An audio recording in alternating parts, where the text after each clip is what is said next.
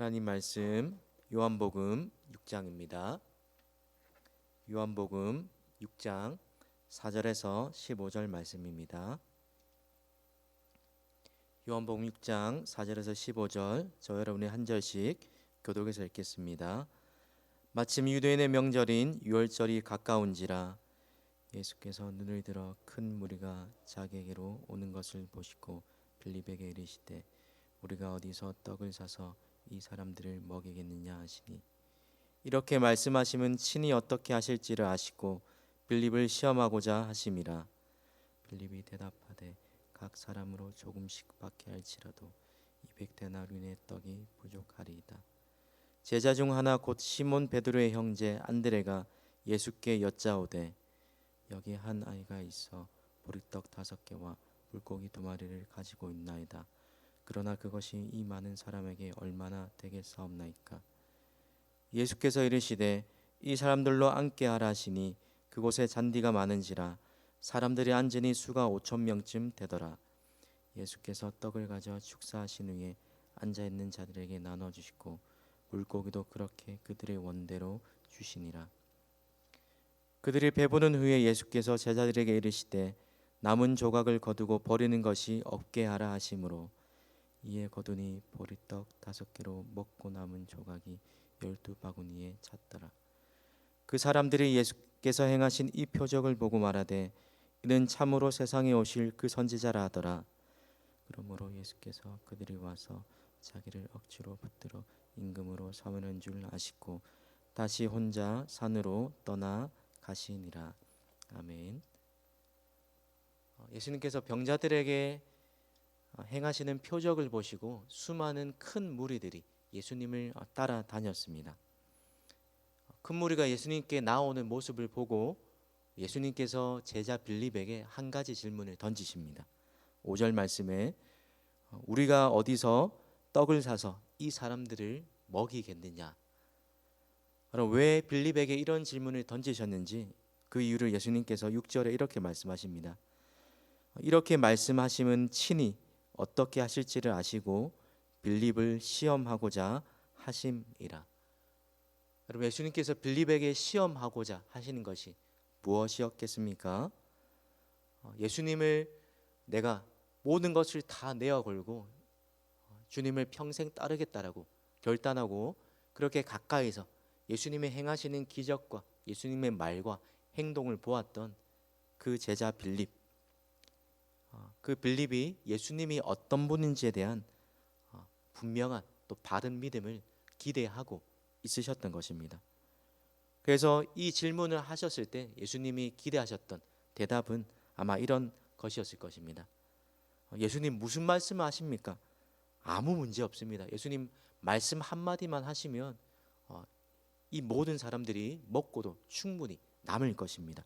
이렇게 분명하고 당당한 예수님에 대한 분명한 믿음을 기대하셨던 것입니다. 그런데 실상은 예수님이 기대하셨던 것과 정반대의 대답이 빌립의 입에서 나오게 되었습니다.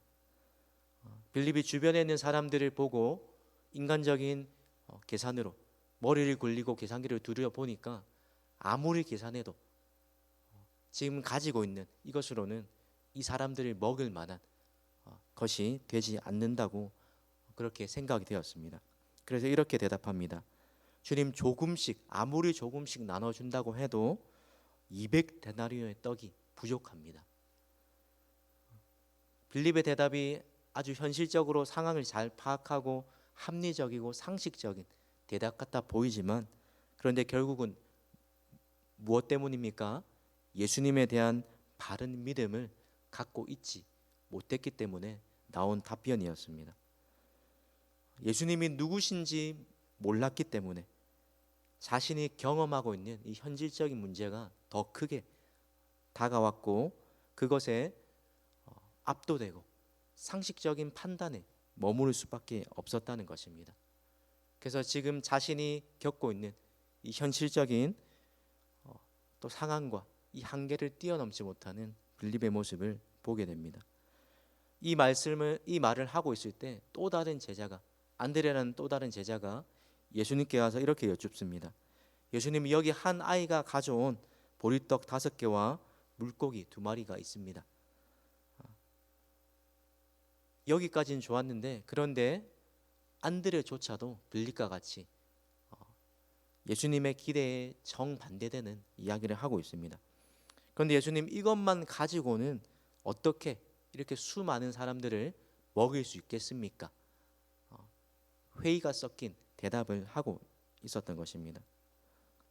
성도 여러분, 우리도 마찬가지로 안드레와 또 이 빌립처럼 예수님이 누구신지 안다고 말은 하고 있지만 정작 우리 삶에 일어나는 수많은 현실적인 어려운 문제들 앞에서 내 모습과 지금 내 삶의 형편을 바라보면서 이것만으로는 부족해, 이것만으로는 안 돼라는, 불가능해라는 생각에 빠져 있지는 않으십니까? 여러분, 성도가 의지할 것은 모든 상황과 문제를 해결하시는 하나님의 능력입니다. 앞서 요한복음 통해 보여주셨던 것처럼 천지를 말씀으로 창조하시고 말씀 한마디로 병든 자를 고치시고 또 수많은 기적들을 행하셨던 그 예수님의 능력, 예수님이 가지고 계신 능력이 우리가 바라봐야 할 것입니다. 우리의 상식적인 판단이나 인간적인 계산에 그것으로 해결하려 하지 않고 하나님의 능력을 의지해서 우리 앞에 놓인 문제들을 해결해 나가야 한다는 것입니다. 그럼 예수님께서 빌립에게 이런 질문을 하지 않으시고도 얼마든지 이런 기적을 행하실 수 있으셨지만 왜 이런 질문을 하고 계실까요? 바로 제자들이 그들이 따르던 이 예수님이 참된 메시아 되심을 깨닫고 깨달을 뿐만이 아니라 지금 예수님이 하시고자 하시는 이 놀라운 기적에 함께 동참하시기를 기대하셨기 때문입니다. 오늘 본문에 그들의 믿음을 시험하시려고라고 말씀하고 있습니다.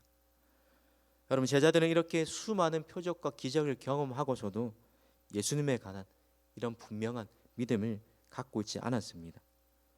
예수님이 어떤 분신에 대한 깨달음을 분명하게 깨닫지 못했다는 것입니다. 그런데 여러분, 오늘 이런 제자들의 모습과는 반대되는 또 다른 모습이 본문에 등장합니다.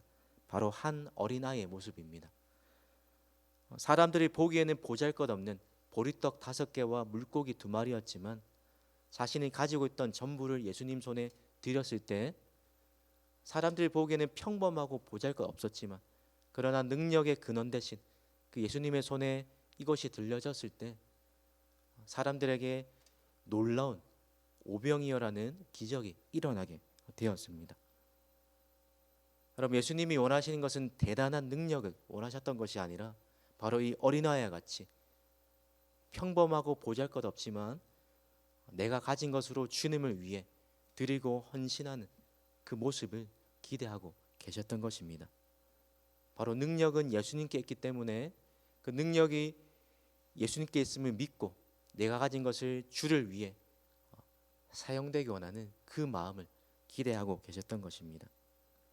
사랑하는 성도 여러분, 우리 또한 이 어린아이 같은 모습처럼 우리 삶에 내가 가진 것이 비록 작고 보잘것없다 할지라도 주님의 일을 위해서 또 주님이 원하시는 그 어떤 것을 위하여 드릴 수 있는 이런 모습들이 우리 삶에 이런 순종들이 끊임없이 일어나야 할 것입니다.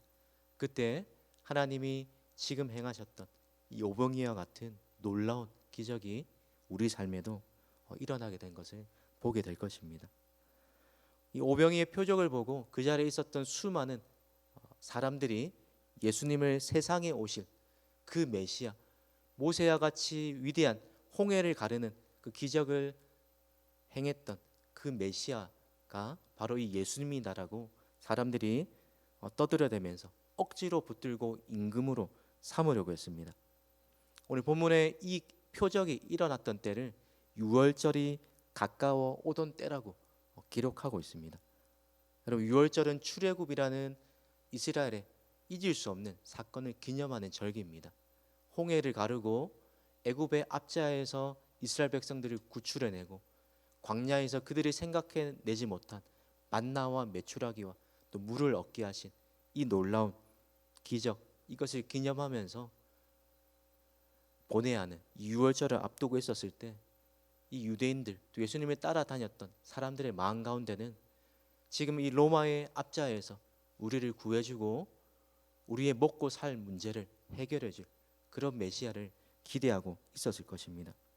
그런데 바로 예수님이 행하시는 순식간에 이 수많은 이 경제적인 어려움들을 해결하는 예수님의 모습을 보고서 억지로 우리가 기대하는 그 메시아다, 우리를 로마에서 해방시켜주고 내가 원하는 그 어떤 일들을 해결해 줄 만한 능력을 가지고 있는 그분이다 라고 생각하면서 왕으로 삼으려고 했습니다.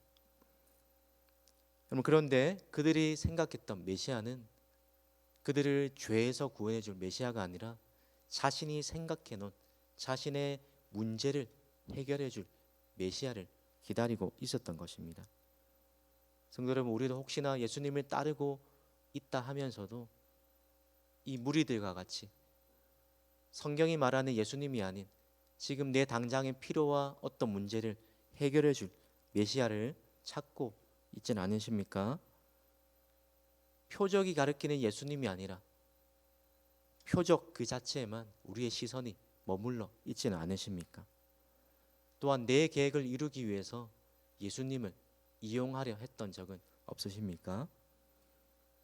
바라기는 오늘 이 아침에 요한복음이 우리에게 누누이 알려주는 것처럼 표적이 아닌 표적이 가리키는 능력의 근원 대신 그 예수님을 바라볼 수 있는 눈이 더욱 활짝 열리시길 바랍니다. 그래야 우리의 생각을 내려놓고 하나님의 뜻에 우리의 생각을 맞춰 드릴 수 있는 그런 믿음 되시길 바랍니다. 그리하여 우리 손에 가지고 있는 것들이 비록 작다 할지라도 주님의 일을 위하여 이것을 드렸을 때 주님께서 귀하게 사용하시고 또 우리의 삶에 놀라운 오병이와 같은 기적을 행하시는 그런 저와 여러분의 믿음과 삶 되시기를 주님의 이름으로 축복합니다. 기도하겠습니다. 하나님 아버지, 오늘 우리에게 이 말씀을 통하여 우리가 믿고 따라할 분이 오직 예수님 뿐임을 하나님 다시 한번 보게 되며 또 우리의 믿음을 돌아보게 됩니다. 빌립과 제자들에게 기대했던 것처럼 예수님이 누구신지에 대한 분명한 믿음과 또 어린아이가 주님 손에 드렸던 그 작은 오병이와 같은 하나님 우리 손에 가지고 있었던 것이었지만 그러나 우리의 작은 헌신을 보시고 기뻐하시며 놀라운 기적을 행하시는 이러한 일들이 우리의 삶에도 일어나기를 원합니다. 하나님, 우리의 삶에 또 우리의 믿음에 예수님을 우리의 생각과 우리의 기대대로 믿고 따르는 것이 아니라 성경이 가리키고 성경이 말하는 그 예수님을 믿고 따를 수 있는 하나님 그런 믿음 되게 하여 주옵소서. 오늘 우리의 삶에 맞닥뜨려 있는 어려운 문제와 해결되지 않는 하나님 그 문제들 앞에서 우리의 시선이 하나님 이 땅의 것에만 향하지 않게 하시며 우리의 삶에 놀라운 일을 행하시는 세례 행하시는 그 하나님을 향한 믿음을 하나님 더욱 크게 가질 수 있도록 우리의 믿음과 시선을 주님을 향하게 하여 주옵소서. 오늘도 이 아침에 기도할 때에 하나님 우리가 주님을 믿고 따르는 이유가 우리의 삶의 문제가 해결될 뿐만이 아니라 이것을 뛰어넘어서 우리의 삶의 참된 만족, 참된 필요를 채워주시는 그 주님이 하나님 우리의 삶에 계시기에 그 다른 어떤 것이 부족하다 할지라도 주님 한 분만으로 만족한다는 그런 고백이 우리 입술에서 나오는 이 새벽 되게 하여 주옵소서. 오늘 주님 앞에 또 나아가는 그 모든 하나님 삶의 걸음마다 주님 함께 하시며 오늘도 주님께 드리는 기도가 땅에 떨어지지 않고 주님 귀에 상달되어 주님께서 우리의 기도에 놀랍게 응답하신 것을 목도할 수 있게 하여 주옵소서.